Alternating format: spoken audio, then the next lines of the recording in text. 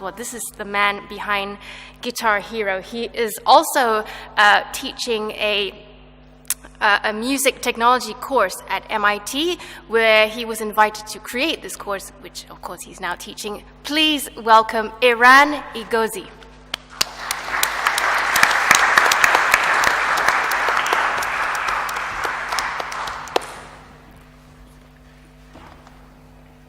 Thank you.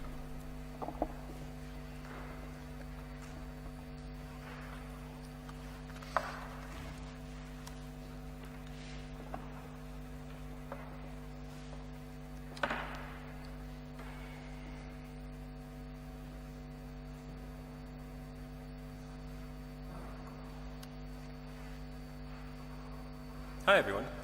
Can you hear me okay? That's good. Okay. I'm going to talk about musical expression in harmonics games, the games we've created over the past.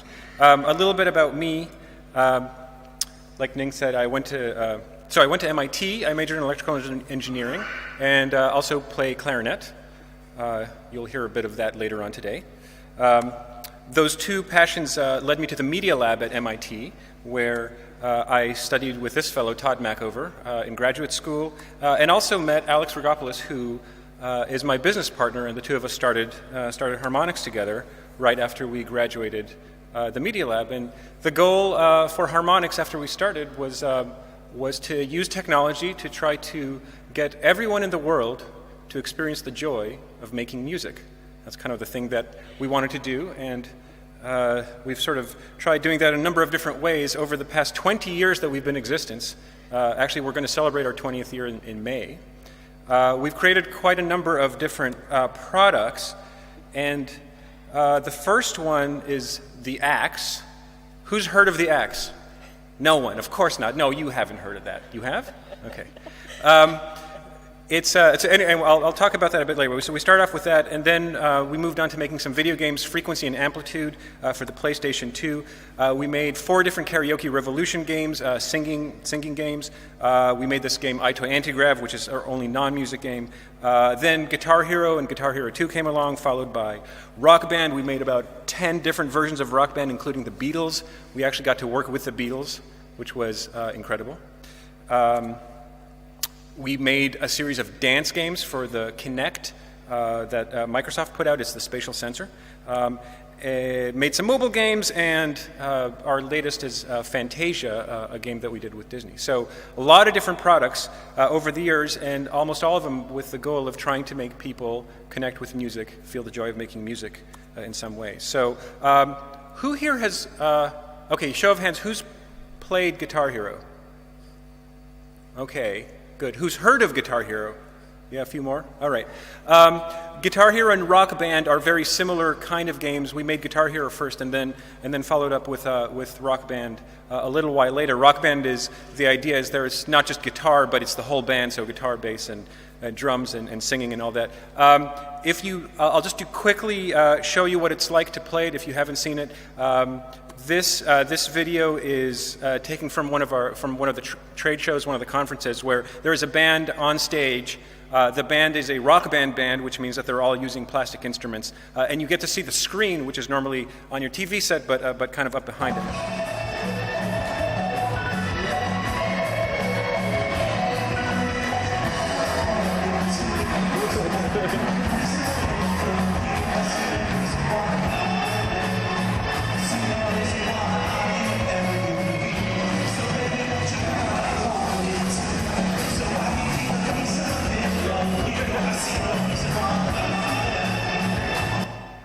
Okay, so you get the idea. These people are rocking out on these plastic instruments, having a grand old time, pretending like they're making music.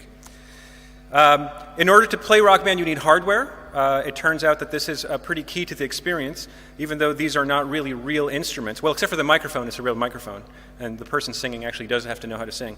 The guitar is fake. It looks like a Fender guitar, but it has only 5 buttons on the neck and a strum bar and a whammy bar.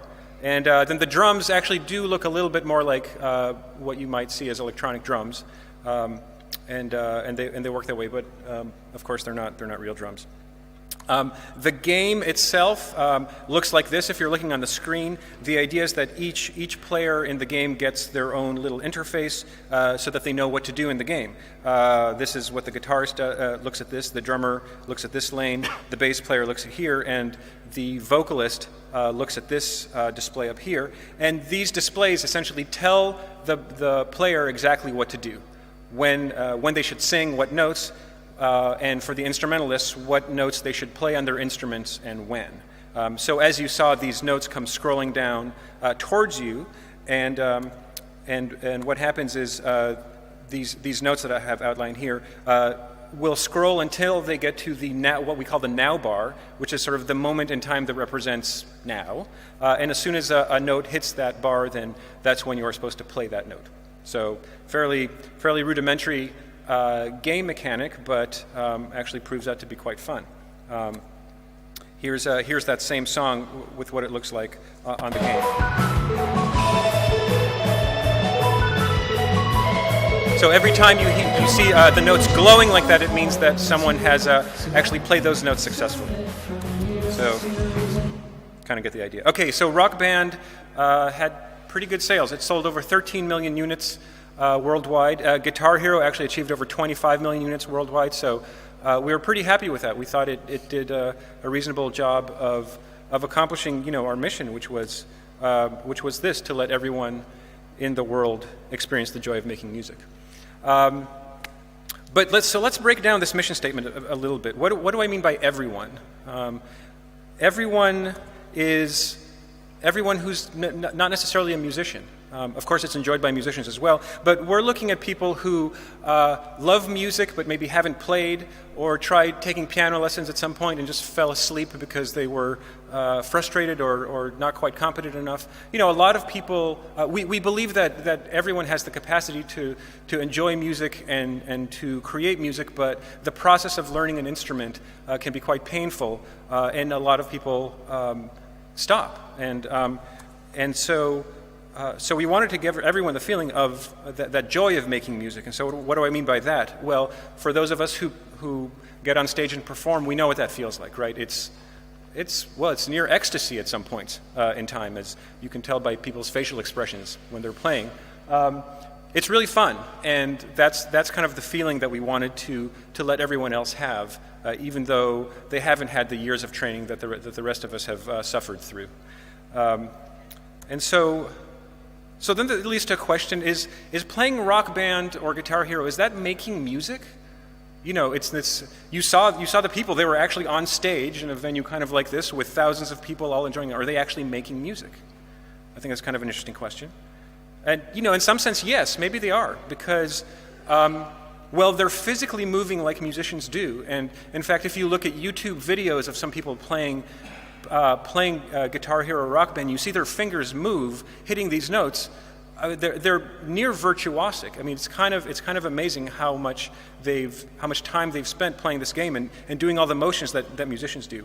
And the way we've designed the game is that you get very good audio feedback that makes it seem like you are playing those notes. Of course, they're not actually your notes. You are playing notes that have been recorded in the past by the bands. But if you play the correct note at the correct time, you actually hear the right note. And if you don't play the correct note at the right time, you miss the note, then you get the proper audio feedback for that. So, which is kind of like what happens when we're on stage playing, right, Ning? You play well. Of course, Ning always gets all her notes right, as you saw last night.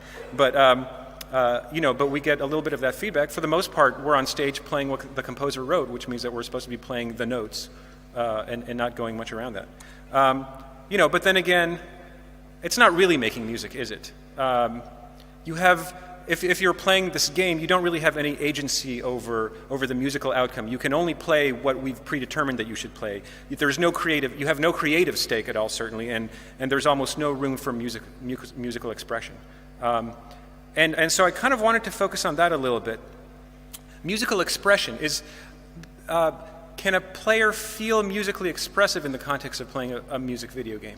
So I think if you look at a game like Rock Band or Guitar Hero, the answer is not really, right? I mean, you're not being musically expressive in the way that I think we would consider musical expressivity. Musical expressivity is about having some kind of idea or some kind of intent, musical intent and being able to sort of put it out there.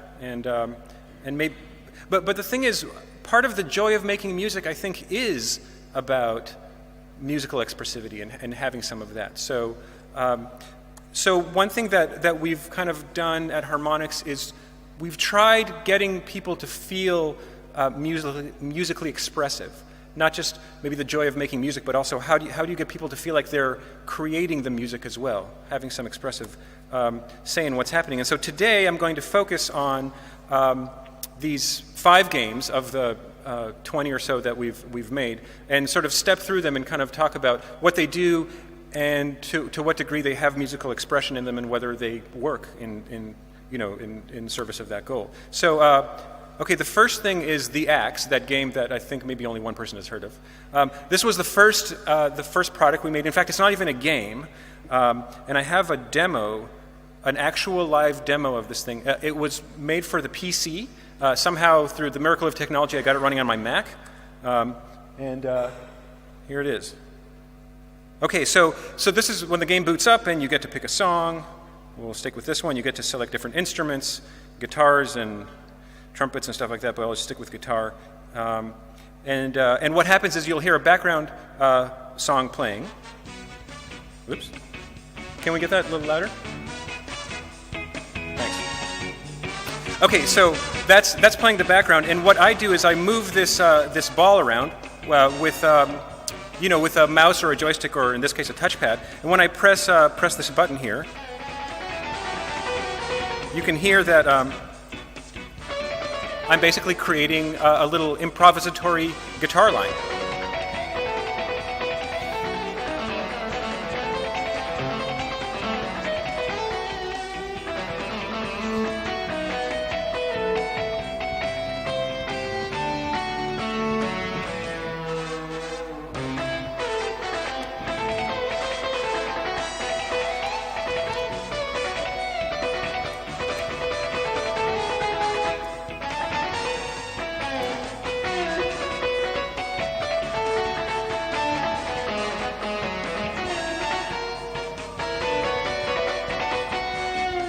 Anyway, I could go on forever like this. I'm kind of having a good time. Maybe later on, if people want, they can come up and try it. But that's the Axe. We worked on this very hard. It was it presented a kind of a lot of breakthrough technology for us at Harmonix. 2 years of labor over this thing, just to give you a brief sense of how it works. So there's the inputs. The player gets to control essentially a few degrees of freedom, right? There's, as you noticed, if I move up or down, that controls the speed of the notes. So from 16th notes or even sextuplets down to quarter notes. And then moving left and right changes the overall pitch, so low to high notes. I can play those notes, stop those notes. I can hold a note and sustain it. I can do a little riff where the same little rhythm pattern repeats over and over again, and there's some effects as well. So that's the input that the player provides, and of course the magic all happens because there's algorithmic assistance to make sure that no matter what the input is, the music that comes out is always fitting in with the song, right? So it follows the chord and mode of the song.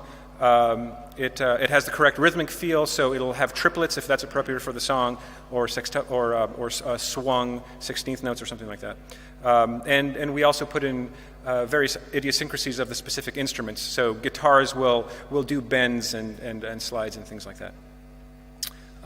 So that's the Axe. Is it expressive musically? I would say definitely. You can approach this thing and have some kind of overall musical idea in your head of what you'd like to do, and within the constraints of the system, you can definitely get that to happen, and it's kind of fun. It sold all of 200 units. So, yeah. So you can't really sustain a company on a product that only sells 200 units, as it turns out.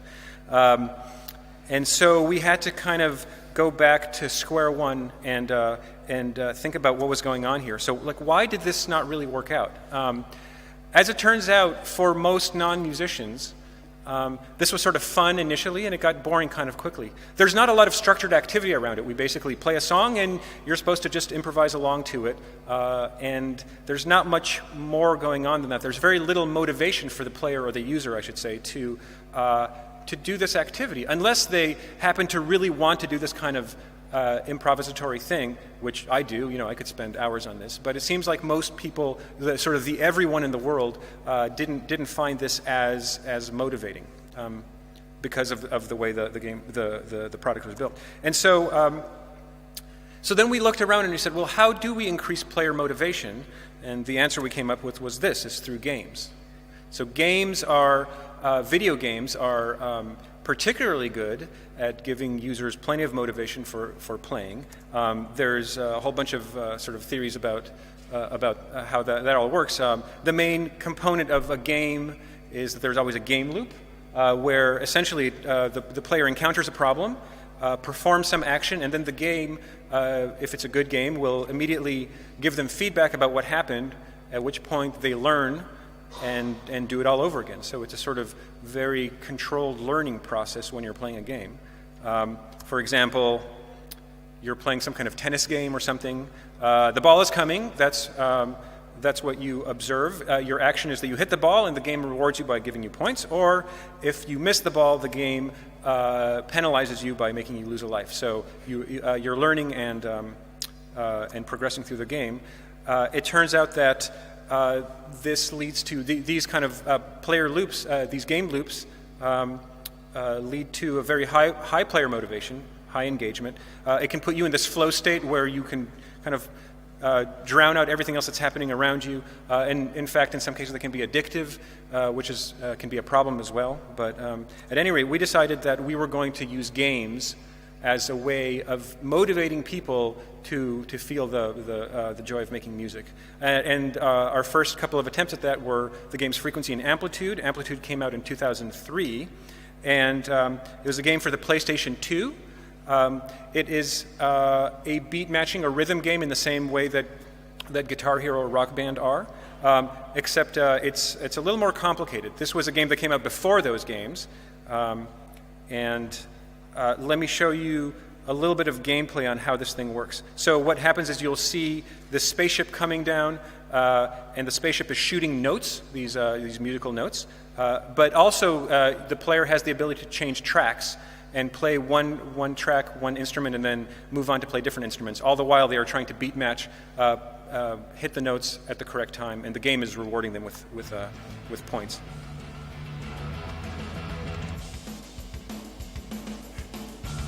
So there we're switching tracks.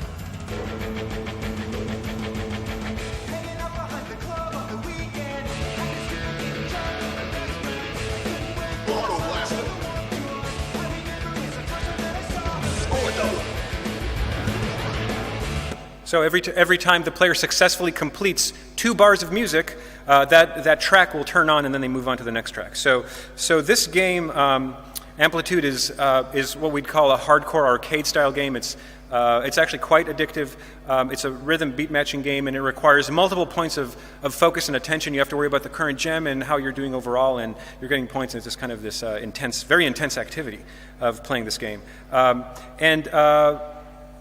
Okay, so there's nothing musically expressive about that activity.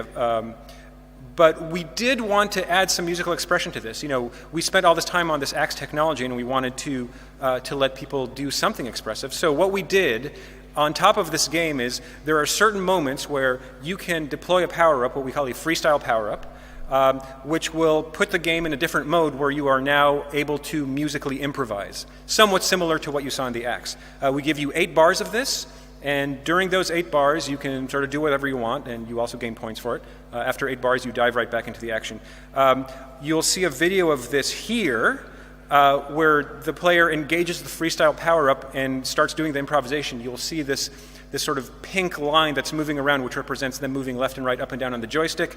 And if you can hear, you can actually tell that there's some music that's directly coming out of that.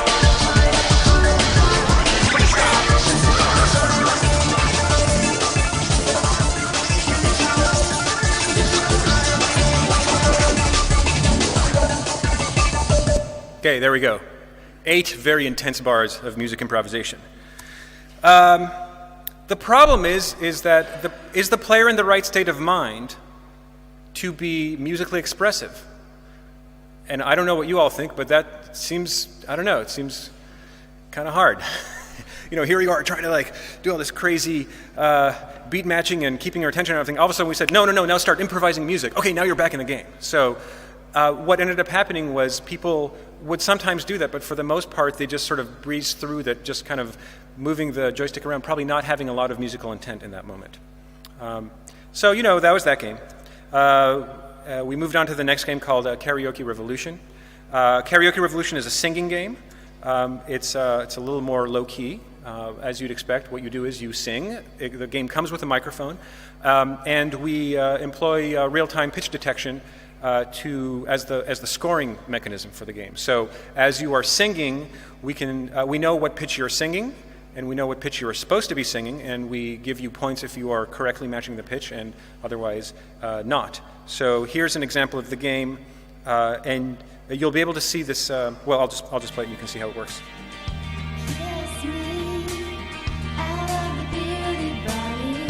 So pay attention to the green arrow there.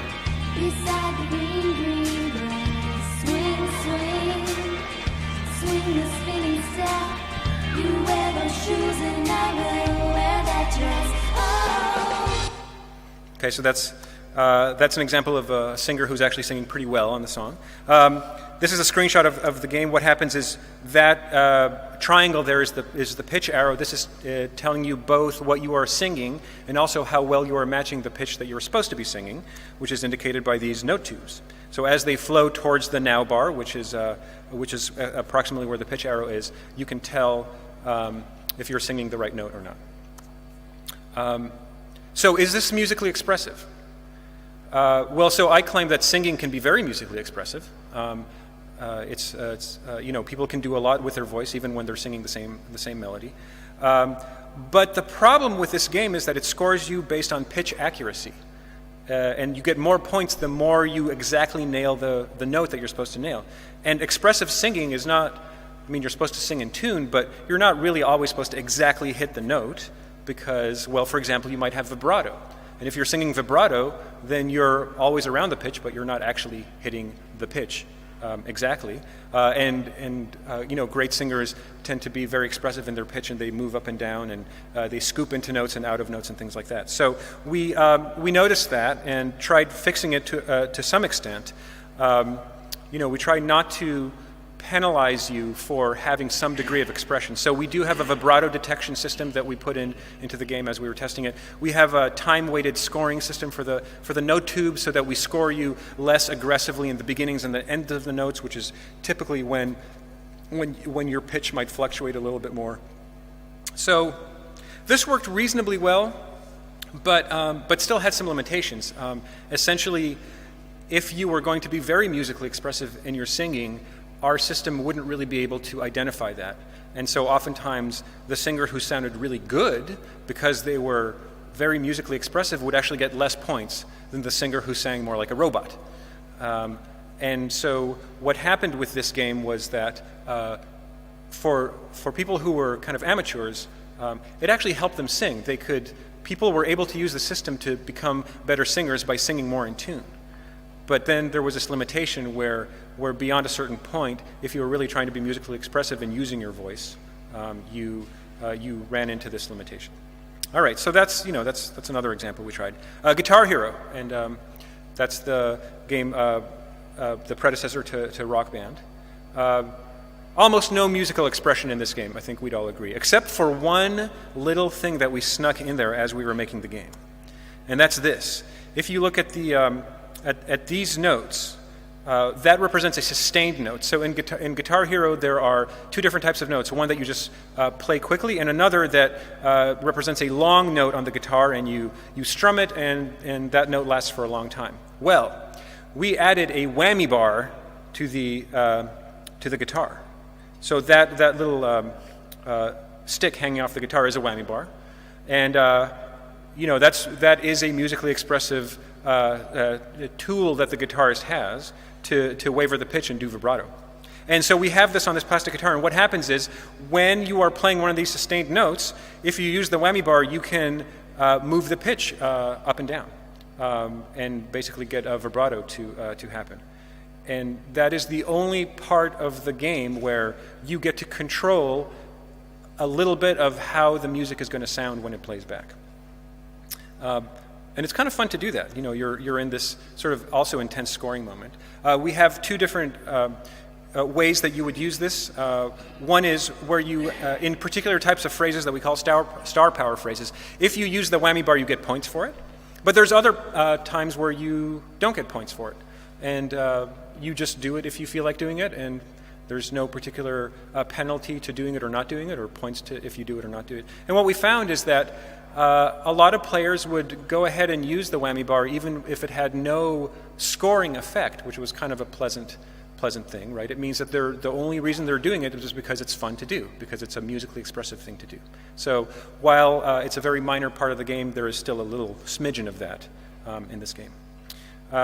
And lastly, I want to talk about Fantasia. Fantasia Music Evolved is a game that we've been working on for the past three and a half years, and it came out just recently at the end of last year.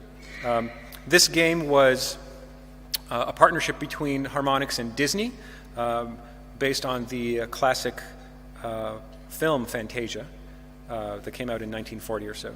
And it's a game for the Xbox, and it requires the Kinect. And do people here know what the Kinect is? Can I see a show of hands? Okay, a lot of people do. Good. So the Kinect is a spatial sensor that you attach to your Xbox. It knows exactly where you are. If you are a human-shaped figure in front of the camera, it'll detect that, and then the game can react to it. So the nice thing about this game is that you don't use a game controller at all. You just use your body and your hands to control the game. And Fantasia, of course, the most famous scene from Fantasia is with Mickey Mouse in the scene where he's being kind of naughty and goes off and steals the hat from the wizard, from the sorcerer, and goes off and starts causing all kinds of trouble. And that was our inspiration for this game. We wanted people to feel like they were controlling music with their hands and their body. We basically wanted people to feel like this. So it's not exactly a conducting game, but the idea is that you are moving your body around to do musical things, and I'll show you some examples of how that works. The game is fairly complicated. It has a whole elaborate storyline that goes along, and you travel through different musical worlds that we've created and all this stuff. But for today, I'm just going to focus on one aspect of the game, which is that you perform songs with hand gestures. And I'll give you an example of what this looks like here. What you see here is that the little figure on the bottom is the person who's actually playing the game. So you can see this is the information that we get from the Kinect. And what they're going to be doing is they're going to be presented with a series of cues, gesture cues that the player then has to execute at the right time. And a gesture is, most of them are swipe cues, which means that they take their hand, either hand, and they swipe left or right or up or down or to the sides. And if they do that successfully, meaning that they swipe the cues at the right time, in the right direction, then the music keeps going and the music sounds okay. And so, again, this is a little bit like beat matching in the sense that the music is there ahead of time and you don't have much control over it, but you are supposed to act like a conductor and move around according to the cues that we give you. So, and the music in this game is we've used all kinds of music. There's classical music, just like in the original film, but we also have a lot of modern and rock and pop music. Okay, so this is what it looks like.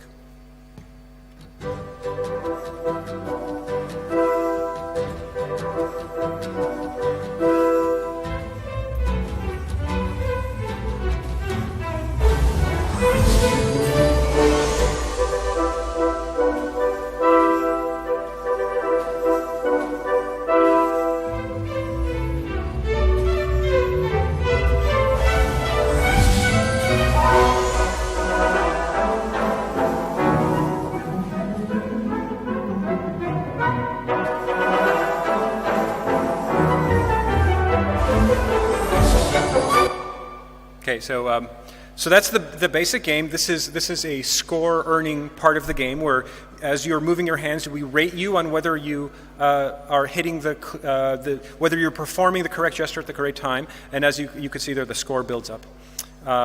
So that's that part of the game. And is that musically expressive? No, of course. It's the same as before. You are just moving your hands around to a pre-scripted song. But we did add a bunch of aspects to the game that do allow you to create music and to be musically expressive. And we call these composition spells.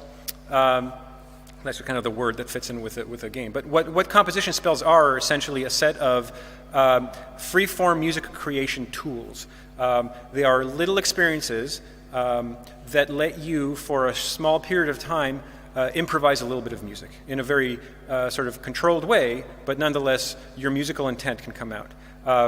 A typical song will have 2 or 3 areas where you can do this. So you don't get to choose, but when you get into the moment, then you can do a little improvisation session. These happen over a looping 2-bar section. So as you get to the moment in the song where this happens, we sort of interrupt the song and just loop it for 2 bars. And while that's happening, you can use your hands and various hand gestures to manipulate these tools to allow you to make the music.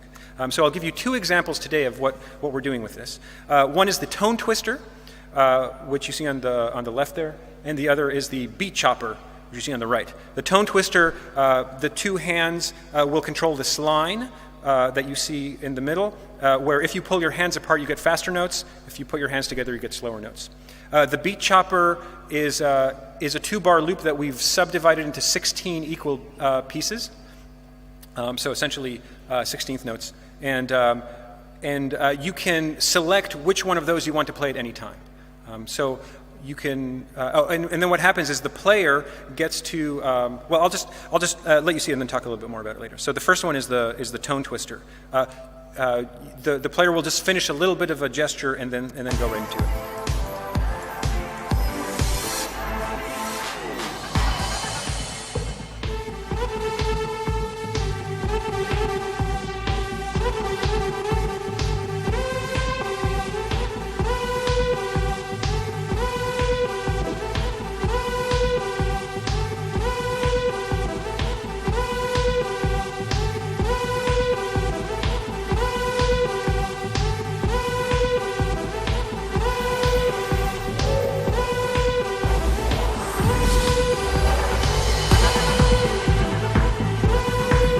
Now he's back into the beach magic center. So what happens there is that the player gets to play around with it for a little bit. Then when the player puts their hands down, then the little section that they just did will create a loop and allow it to happen. Here's the next section.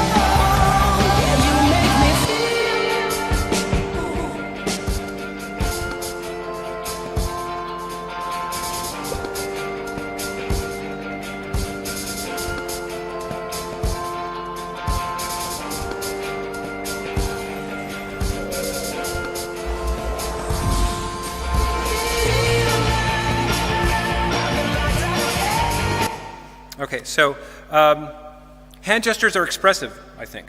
The player has the ability to improvise. They have the space to choose however long they have. They don't have to necessarily be constrained to just a small section of music. They can have the leisure of doing it over a short or long period of time. And their creation is automatically recorded and then played back for them later. So it has a lasting influence. The thing that they're creating. We have more structure built into it than we had in the acts, for example. And I think the whole experience is a little less pressure and more relaxed, so that players can sort of get into it. They don't have to be so focused on the game and point earning aspect of it while they are in this mode. So we think at least that we've been a little more successful in trying to marry musical expression and gameplay in the same experience. So just to kind of do a quick wrap up here.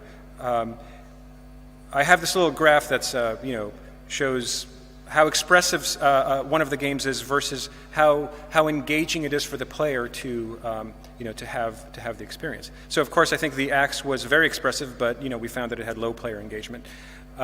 Amplitude had a little bit less expression into it, but also low player engagement because of the context that it was in. I think people were not in the right frame of mind to be musically expressive. Karaoke Revolution did okay. It was more musically expressive, but reasonably musically expressive, but also it had this flaw that it sort of penalized you if you were overly expressive. Guitar Hero, I think we'd agree that it was completely, almost not expressive at all, but for that moment in time, it actually was somewhat engaging. And then Fantasia, the last game I showed, I think reasonable musical expression and reasonably high engagement. The goal of what we're trying to do is to get us as far over into that top right corner as we can as we develop the games to, which I think we've done to various degrees of success. So that's what I have for today, and thank you.